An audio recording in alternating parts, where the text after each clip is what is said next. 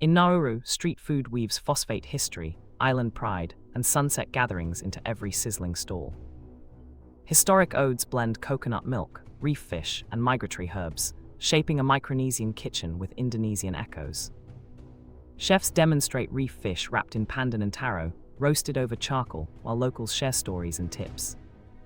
Must-try reef fish ceviche, coconut rice, and taro dumplings kissed with banana leaf aroma. Travelers should arrive early, support family vendors, sample small bites, and linger for the island's warm hospitality.